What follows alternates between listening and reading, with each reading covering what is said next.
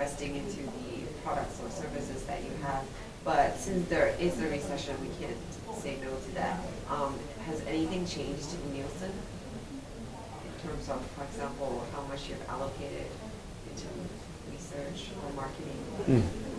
Well, what we did as the economic downturn started to happen in 2008 was we said we wanted to take a balanced view. Yeah, we had to deal with the budget realities of the economic downturn in the near term, but we also said that we needed to keep our priorities and our focus on the longer term. And so we worked very hard to maintain our investment in our long-term innovation programs here in the China market, and also investing in people and training and development. We didn't cut any of our training at all for our business in 2009, and we're continuing that commitment in 2010. And I think as a result of that commitment and that balanced approach to the short-term reality and the long-term opportunity that exists for our business here in China, we've emerged from the economic downturn more quickly, and also I think more strongly than many of our competitors in the marketing and media information services market. And so we're off to a very good start here in 2010. And a lot of that's driven by also the more optimistic view that our clients have for this market and the rest of this year. So there's a consumer confidence research that's coming up next in May. So I'm just wondering if you said something very interesting about it. So is there a big sneak peek? Well, with the economic downturn that began at the end of 2008, we saw declining consumer confidence in China in the early part of 2009, and then as the year progressed, we saw consumer confidence in mainland China steadily increase.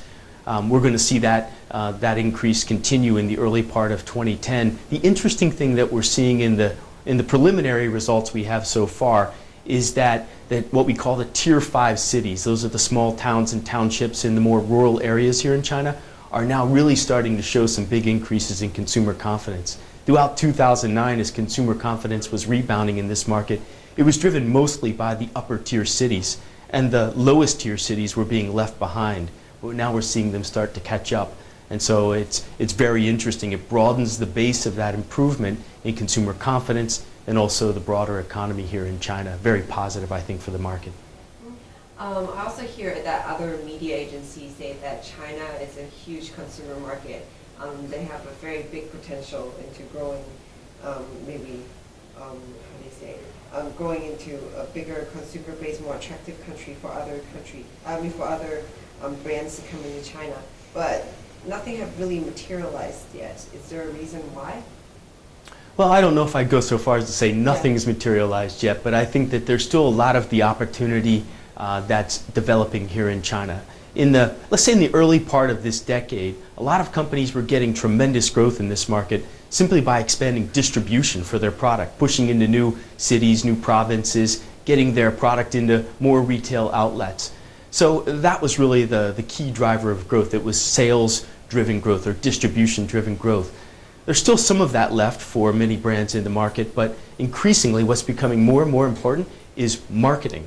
And so brand managers, marketing managers are now having to shift their focus away from distribution-driven growth and now into more marketing-driven growth, winning market share. And that puts a lot more emphasis on having the right message, getting that message with the right programming, and having the most effective and the most efficient media buy that's possible in the market.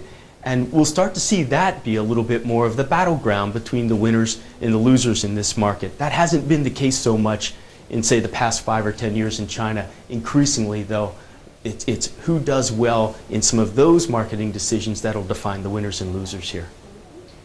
2 more questions about the R&D sector.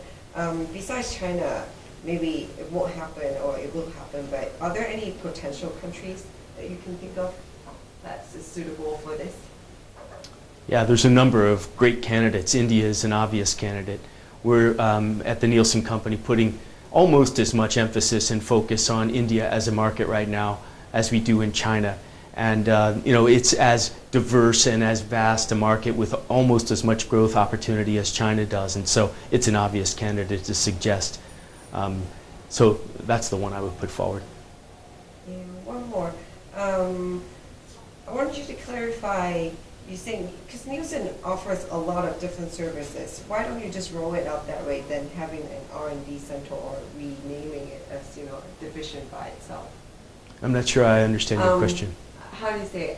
Because, for example, you can just roll out a consumer confidence research like that, right? Mm. But why do you set up a place like this? I don't know. Is it under that brand? Can I say it's a brand or? So why Nielsen? Why Nielsen wanted to invest in the innovation? Yeah, perhaps. I don't know. Like maybe why make a special unit like this than just having reports coming out?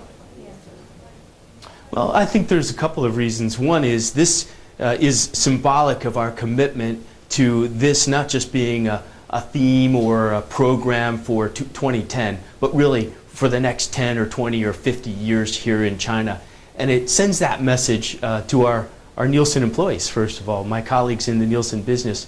This is something that's very different, and we want to send that message. We also want to have a place where we can bring our clients, members of the government, members of the media, into a setting like this where they're surrounded by innovation, and we can share some of the things that we've recently brought to the market or the things that are in our pipeline that'll be coming to the market in the coming years.